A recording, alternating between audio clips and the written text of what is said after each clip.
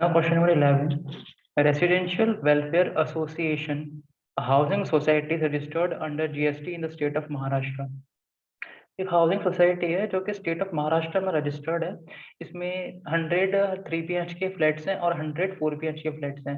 अब जो housing society होती है इसका स्ट्रेट फॉरवर्ड रूल है कि अगर आपका पर मंथ मेंटेनेंस अगर 7,500 से कम है तो एग्जम्पशन नोटिफिकेशन के अंदर ये आता है और जो मेंटेनेंस चार्ज आप ले रहे हो भले 7,000 हो 10,000 हो जितना हो वो रेस्पेक्टिवली एग्जम्प्ट हो जाता है अगर 7,500 से कम है तो।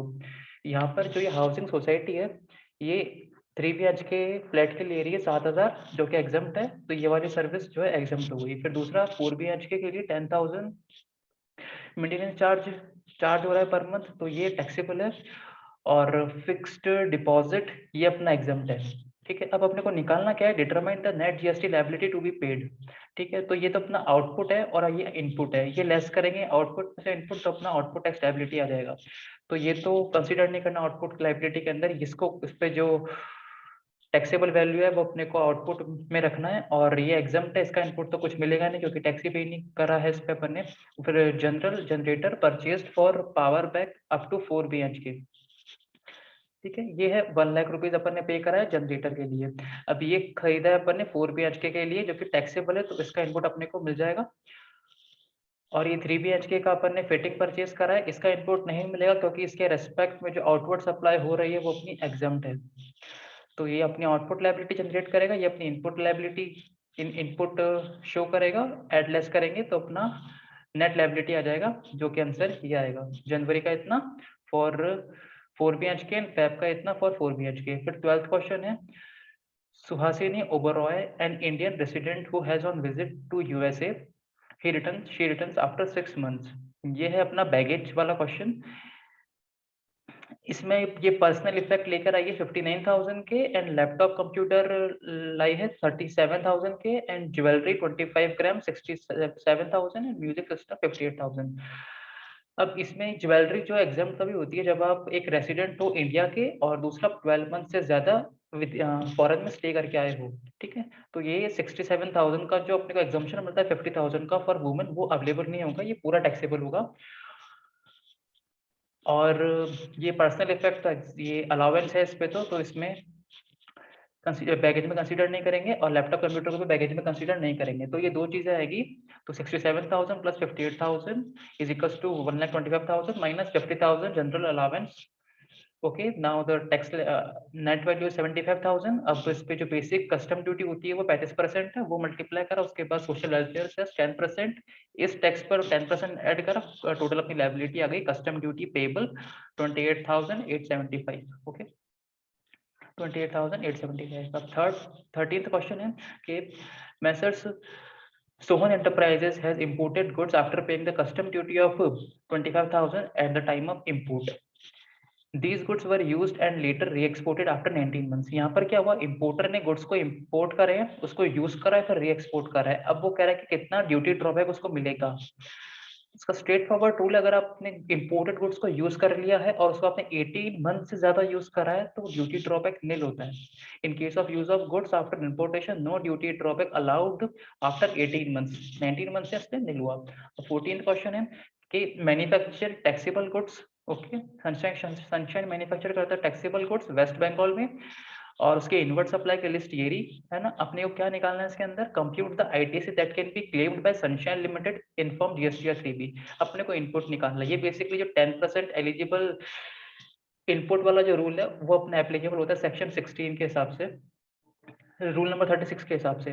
ठीक है, अब यहाँ पर कह रहा है कि इनपुट कितना एलिजिबल होगा, तो जो 2A के अंदर अपना due date of return filing of GSTR 1 होता है, उस दिन तक जितने इनवॉइसेस अपने शो करते हैं उतना अपन इनपुट ले सकते हैं टू दी 100% एक्सटेंट। ओके, तो इनवॉइस नंबर 1 2 3 4 जो है अपना 11 नवंबर तक शो हो रहा था। तो ये चार के इनपुट्स अगर ब्लॉक क्रेडिट में फॉल नहीं करते तो ये मिल जाएंगे अपने को क्योंकि 2A में शो हो रहे हैं। उसके बाद जो रिमेनिंग है उसमें अपने को 10% रूल लगाना पड़ेगा। और ये जो 9th है ये अपने रॉ मटेरियल परचेस करा है चाइना से। अब चाइना से जिसने अपने को एक्सपोर्ट करा है उसकी लेबिलिटी नहीं है कि वो जीएसटीआर 2A में उसको रिफ्लेक्ट करे, तो इस रेस्पेक्ट में अपन डायरेक्टली इसका इनपुट ले सकते हैं even though it's not reflecting in GSTR 2A. Okay, now let's see the answer. Okay, so invoice number first to 4, अब जो फोर्थ इनवॉइस था वो ब्लॉक क्रेडिट था, तो अपन ने वो लेस करके बचे हुए का टोटल करा, उसका 18% अपना ITC।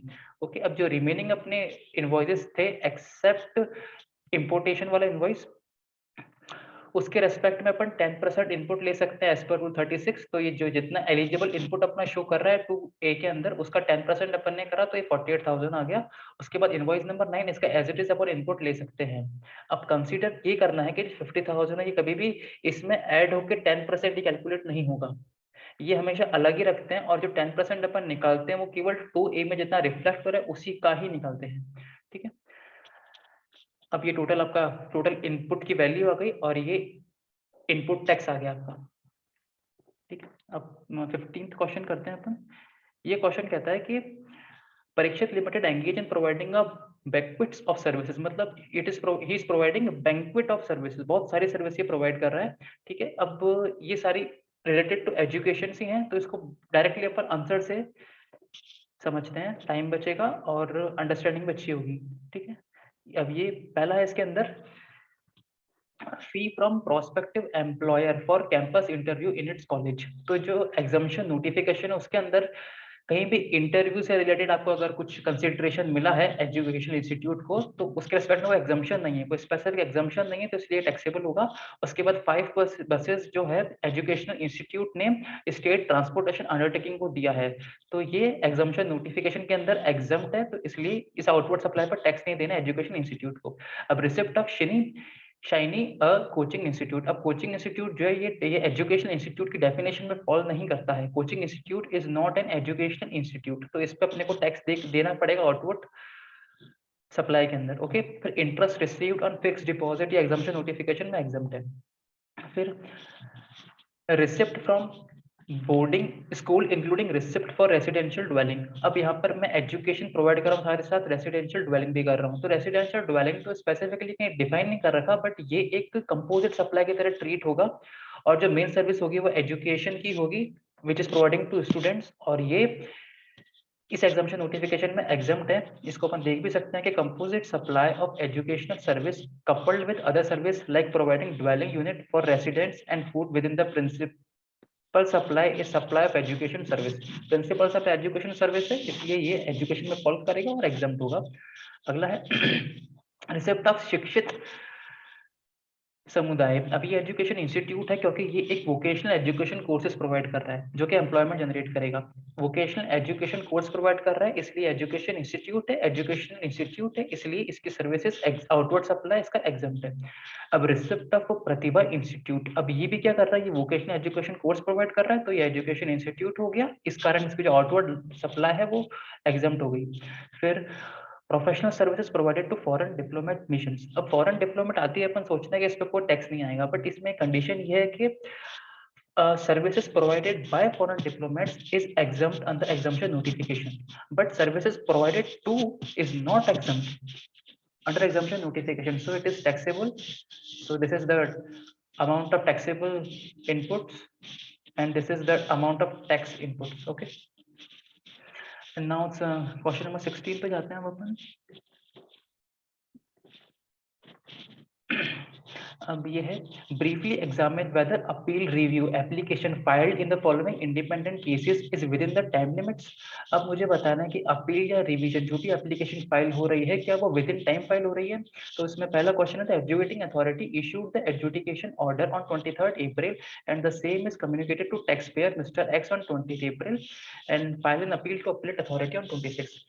इजीली ये कहा है कि 23rd को ऑर्डर जनरेट हुआ, इशू हुआ, उसको कम्युनिकेट करा टैक्स पेयर का 28th को, और टैक्स पेयर ने उससे एग्रीव्ड होके अपील फाइल करी 26 जुलाई को।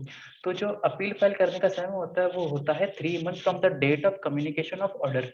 तो कम्युनिकेशन ऑफ ऑर्डर पर मानेंगे कि 28th को हुआ है, ये जनरल रूल है, जब टैक्स पेयर को कम्युनिकेट होता है उसी दिन से अपन 3 मंथ काउंट करते हैं। तो 28 से 3 मंथ्स होते हैं 28 जुलाई तक, तो ये 28 जुलाई से पहले फाइल करा तो ये विद इन द लिमिट्स है। And then second point is The adjudicating authority passed the order on 3rd March, communicated same day to the commissioner. The commissioner directs his subordinates officer to file review application with appellate authority. The subordinates officer filed the review application on 23rd September. अब यहाँ पर अगर अपन review की बात करें तो review जो होता है 6 months के अंदर अप्रोप्रिएट एडजुडिकेटिंग अथॉरिटी को अपीलेट अथॉरिटी को देना होता है विद इन 6 months. अब 6 months कहाँ से? From the date of communication. अब कम्युनिकेशन का डेट है 3rd March, तो 3rd March अपना 6 months एक्सपायर होंगे 3rd September को. तो ये आफ्टर डेट अपन ने इशू करा तो प्राइमा फेसिया ये इनवैलिड है. You can not issue review, you can not apply for review. Okay, but इसके अंदर एक कॉन्डोनेशन ऑफ डिले का प्रोविजन है जिसके अंदर आप 1 month का एक्सटेंशन ले सकते हैं अपीलेट अथॉरिटी से. अगर अलाउ करता है तो आप अपील कर सकते हैं. इसका एक एक्सेप्शनल प्रोविजन आ जाएगा और ये आंसर कंप्लीट होगा. ठीक है, अब 17th question, determine the place of supply. ठीक है, अब ये मिस्टर साहूकार जो है इसने boards the New Delhi Kota train in New Delhi and Mr. साहूकार sell the goods.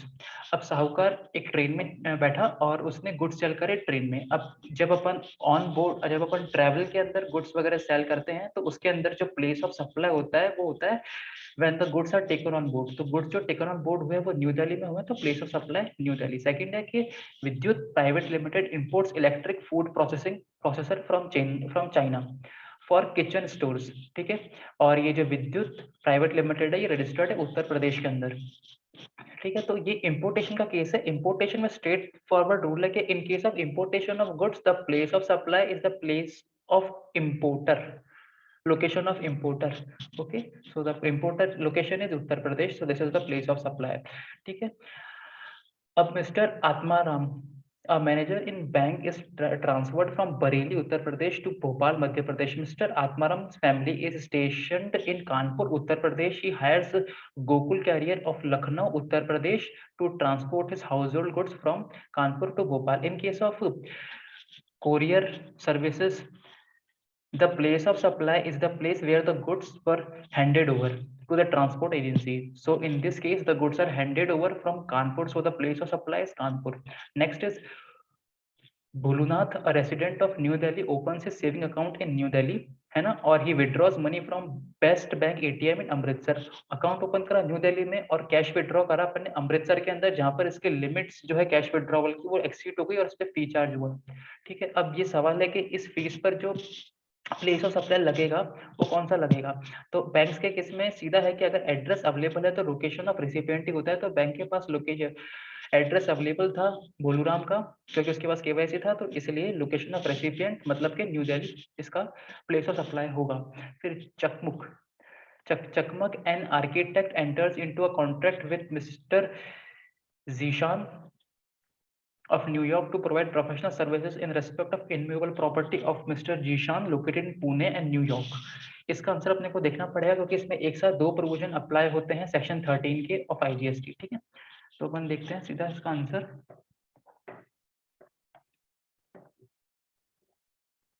तो यहाँ पर दो प्रोविजन लग रहे हैं. एक तो 13(4) ये कहता है कि इनमूवेबल प्रॉपर्टी के रेस्पेक्ट में जहाँ पर वो सिचुएटेड होती है वहीं का टैक्सेबल, वहीं का प्लेस ऑफ सप्लाई होता है.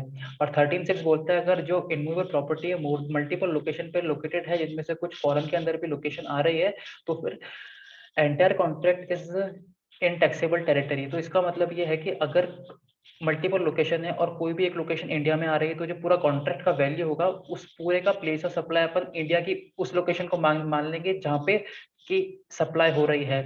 इसके करंट केस के अंदर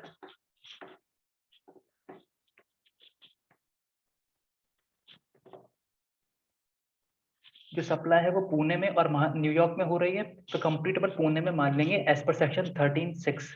ओके, फिर अब ये परिधि लिमिटेड, नेक्स्ट क्वेश्चन. परिधि limited is registered manufacturer engage in taxable supply of goods. ठीक है, purchase the following goods during the month of January. ये सारे गुड्स उसने परचेज करे हैं. अब करना क्या अपने को, determine the amount of input tax credit available. अपने को ITC कैलकुलेट करना है सिंपली. ठीक है, इसका आंसर अपन देखते हैं, वहां से आसानी से हो जाएगा.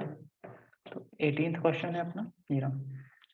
अब क्या कैपिटल गुड उसने परचेस करे और उसका जो आईटीसी वाला पार्ट था उस पर डेप्रिसिएशन क्लेम कर लिया, तो as per section 16 eligibility and condition of ITC ये इनपुट आप नहीं ले सकते क्योंकि इस पर आपने डेप क्लेम कर लिया। फिर goods purchase from Rupesh enterprises, यहाँ पर आपने गुड्स परचेस करे और आपने पेमेंट करा, बट जो गुड्स है have been received in the month of April, अपन जैन में है और गुड्स अपने को रिसीव हुआ अप्रैल में, तो एज पर सेक्शन 16 गुड्स आपको रिसीव नहीं हुए, आप इनपुट नहीं ले सकते, तो आपको इनपुट नहीं मिलेगा। फिर car purchase for making further supply, तो प्राइमा फेसिया तो अलाउ होता है, पर जो कार अपन ने परचेस करी फॉर फर्दर सप्लाई वो डिस्ट्रॉय हो गई। अब डिस्ट्रॉय हो गई तो जो ब्लॉक ग्रेड का सेक्शन है 17(5) उसको अलाउ नहीं करता, तो इसलिए इस पर भी आपको आईटीसी नहीं मिलेगा। फिर goods used for setting telecommunication tower, telecommunication tower ये एक इनमूवेबल प्रॉपर्टी है, और कंस्ट्रक्शन ऑफ इनमूवेबल प्रॉपर्टी अगर आप खुद के पर्पस के लिए कर रहे हो, फिर भले ही वो आपके फर्दर सप्लाई के लिए भी है, तो भी इसका आपको इनपुट नहीं मिलेगा एज पर सेक्शन 17(5), तो उसका इनपुट नहीं मिलेगा। फिर goods purchase from Sumo limited, यहाँ पर क्वेश्चन कहता है कि Sumo has not deposited tax to government, अब यहाँ पर मैंने सुमो को टैक्स पे कर दिया, ओके गुड्स मुझे मिल गए, सारी कंडीशन सेटिस्फाइड हो गई, बट जो सोमो है उसने मेरा जो टैक्स है वो डिपॉजिट नहीं करा, तो क्या मैं आईटीसी ले सकता हूँ? तो इस क्वेश्चन में इसने आईटीसी लिया है क्योंकि बाकी सारी कंडीशन सेटिस्फाइड हो रही है और ये पेमेंट का कोई स्पेसिफिक प्रोविजन भी नहीं है, तो इसलिए ले लिया गया है। ITC can be claimed provisionally in January since all the condition necessary for availing the same has been complied with, तो इसने प्रोविजनली इसको ले लिया है। फिर अगला है truck purchased for delivery of output goods, अब जो ट्रक है ये ट्रांसपोर्टेशन ऑफ गुड्स के लिए यूज में आता है, तो इस पर आईटीसी अवेलेबल है, ये ब्लॉक नहीं है 17(5) के अंदर। अब अगला क्वेश्चन है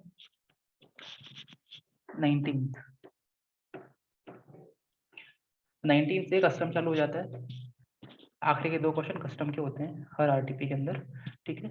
अब ये है नॉर्मल, इसके अंदर अपने को कस्टम ड्यूटी निकालना है कुल मिला के, ठीक है। तो ये अपने को पूरा दे दिया कि एफओबी सीआईएफ, ठीक है, उसके बाद ये कुछ एफओबी के पार्ट दे दिए, कुछ सीआईएफ के पार्ट दे दिए, ठीक है। तो उसको डायरेक्टली आंसर देखते हैं इसका 19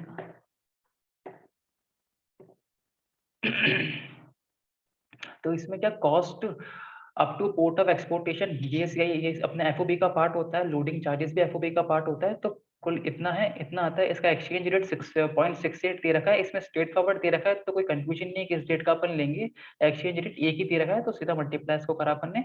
फिर commission paid to local agent, अब ये जो होता है ये सीआईएफ का पार्ट, तो ये सीआईएफ में केवल जो एफओबी होता है प्लस इंश्योरेंस एंड फ्रेट होता है, ठीक है। तो उसके अलावा बाकी सब अपने को अभी ऐड करना है एफओबी के अंदर, तो कमीशन यहाँ पे ऐड हो जाएगा, उसके बाद अपनी एफओबी आएगी।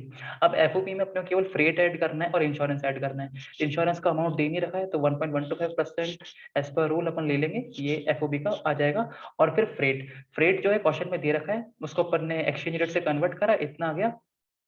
और अगला ये लाइटरेज चार्जेस दे रखे हैं क्वेश्चन के अंदर, ये लाइटरेज चार्जेस जो होते हैं ये स्ट्रेट फॉरवर्डली फ्रेट का पार्ट होता है, इसको आंख बंद करके ऐड करना क्योंकि ये फ्रेट है, ओके। तो ये सब ऐड हो जाएगा, अपना सीआईएफ वैल्यू आ जाएगा। उसके बाद बेसिक कस्टम ड्यूटी, फिर एसडब्ल्यूएस ऐड हो जाएगा, उसके बाद इंटीग्रेटेड टैक्स कंप्लीट अमाउंट पे ऐड होके अपना फुल कस्टम ड्यूटी निकल जाएगा, ठीक है।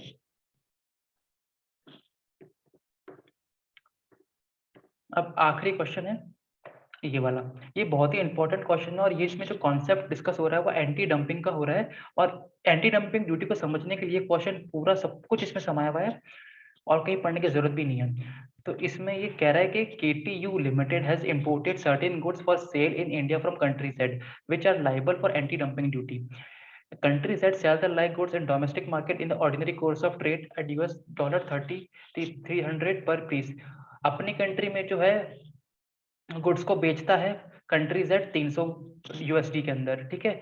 और इंडिया के अंदर अगर इस गुड्स को अपन बनाए तो 275 में बनेगा या बिकेगा, ठीक है। और जो केटीयू उसको इंपोर्ट कर रहा है, मतलब ये 300 डॉलर का जो गुड्स सेड की कंट्री में बिक रहा है वो इंडिया में बेच रहा है उसको 180 के अंदर, और इंडिया में आते आते इसका जो प्राइस हो जाता है वो 190 हो जाता है। तो अपने को एंटी डंपिंग ड्यूटी निकालना है ना, और उसको एक्सचेंज रेट से कन्वर्ट करके रुपीज में निकालना है कि एंटी डंपिंग ड्यूटी अपने को कितनी लगेगी, ठीक है। तो वापस मैं इसको कंक्लूड करता हूँ, समझना जरूरी क्योंकि बहुत सारे प्राइसेस दे रखे हैं। 300 पर तो जेड अपनी कंट्री में बेचता है, 275 के अंदर अगर अपन इंडिया में प्रोड्यूस करें तो इंडिया में इतने का बिकेगा होम मेड। 180 के अंदर अपने को कस्टम ड्यूटी से पहले पड़ता है, 190 कस्टम ड्यूटी के बाद अपने को पड़ता है, ये लैंडेड कॉस्ट होता है, ठीक है। अब आंसर देखते हैं और क्लियर होगा। ये क्वेश्चन आने के पूरे चांस लगते हैं मेरे को, ऐसा है। ठीक है, तो quantum of anti dumping duty is margin of dumping and injury margin which ever is lower. ये दोनों अपने को मार्जिन निकालना है, और जो लोअर होगा वो अपने एंटी डंपिंग ड्यूटी होगा।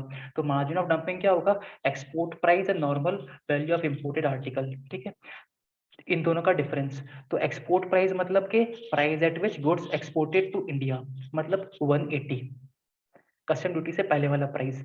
नॉर्मल वैल्यू मतलब कि price in the domestic market of the exporting country, मतलब जेड अपनी कंट्री में नॉर्मली कितने प्राइस पे बेचता है? तो 300। ठीक है, तो मार्जिन ऑफ डंपिंग कितना हो गया कि अपनी कंट्री में 300 में बेचते हो और हमारी कंट्री में 180 में बेच रहे हो, तो 300 minus 180 is equals to 120 is the margin of dumping. अब अपने को निकालना है इंजरी मार्जिन। ये होता है fair selling price minus landed cost. तो फेयर सेलिंग प्राइस का मतलब होता है कि इंडिया में अगर वो होममेड बनाओ तो कितने का पड़ेगा? वो पड़ेगा 275 का। लैंडेड कॉस्ट मतलब कि कस्टम ड्यूटी लगाने के बाद जो इंपोर्टेड गुड है वो कितने का पड़ रहा है? 190 का पड़ रहा है। तो इंजरी मार्जिन कितना हो गया? 275 मैंने होममेड बनाया, 190 मुझे कुल मिलाकर लैंडेड कॉस्ट पड़ा एक्सपोर्टेड गुड्स। तो 275 minus 190 is equals to 85. Whichever is lower, 85 is the lower, then convert it with exchange rate 72 and there is 800 pieces. तो इस तरीके से अपना आ गया anti dumping duty in rupees 48,96,000. So now we have done with